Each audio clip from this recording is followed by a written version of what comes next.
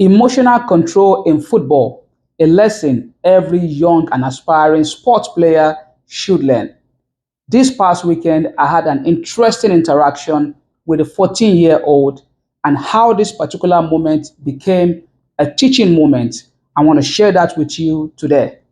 My name is Bayonle Arashi. This is my 10th season refereeing with the United States Soccer Federation at the youth level. I'm very, very interested in anything that has to do with young people and how to help them to get from where they are to where they want to be. So this past Saturday, I was a center referee for an under 14 boys game. And about 20 minutes into the game, this particular young man, while his mother was on the sideline supporting him, clapping, as every other parent are always on the field, because the scenario is always very, very interesting. We have parents, we have coaches, we have their fans that came to support uncle, brothers, and sisters, and mom and dad.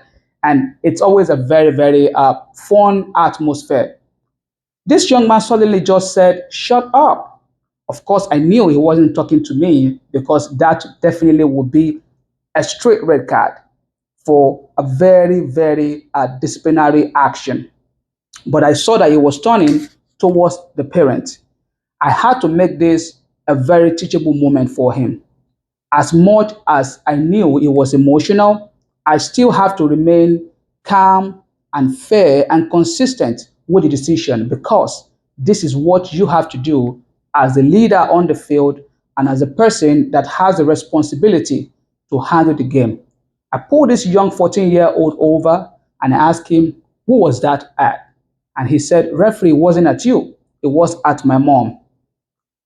By the rule of the game, you still have to punish the game for what is called a dissent because he used a wrong language.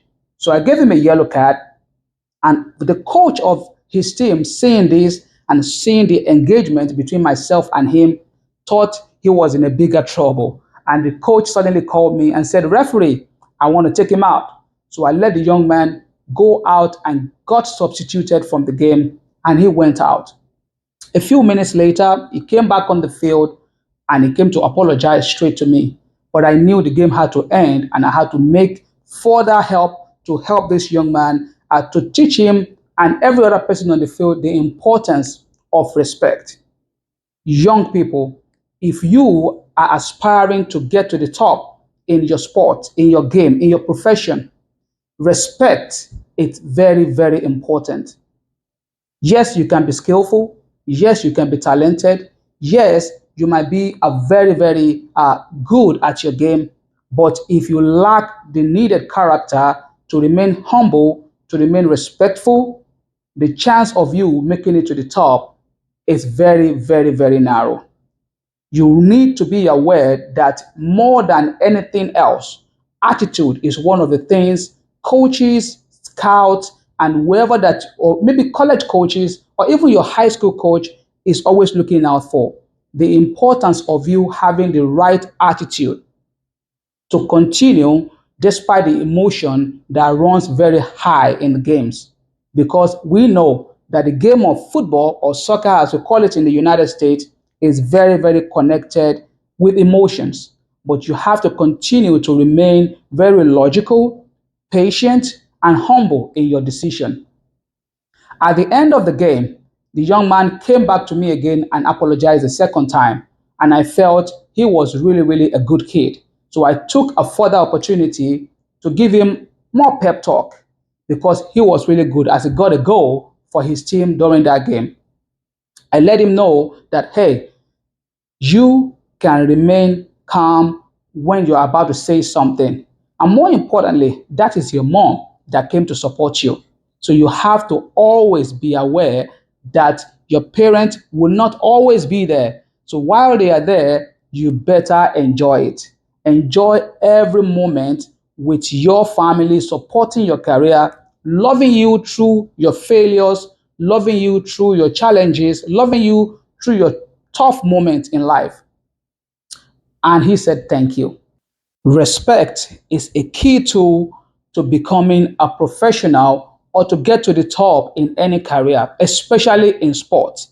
Respect for your teammates, respect for your coaches, respect for your parents, and of course, respect for the law on the field. And the law is the referee, as you may know. At the broader level, if you really want to consider going to the very top in your career, you have to remain consistent with your development and showing a right and positive attitude in the game.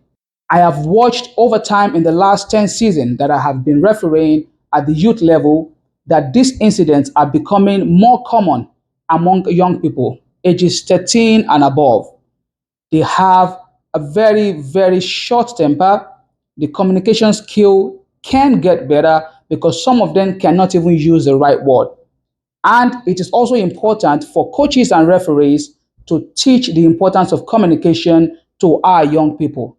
I'm going to wrap up this short video by urging you out there, if you are playing any sport, it does not matter what sport it is, because sport at the end of the day is a unifying game. It does not matter what part of it you are. If you are into football, a sport played by billions of players across the world, yes, billions, because some are actually playing at the very grassroots level, while we have so many professional leagues across the world. Respect, humility goes far above your technical ability.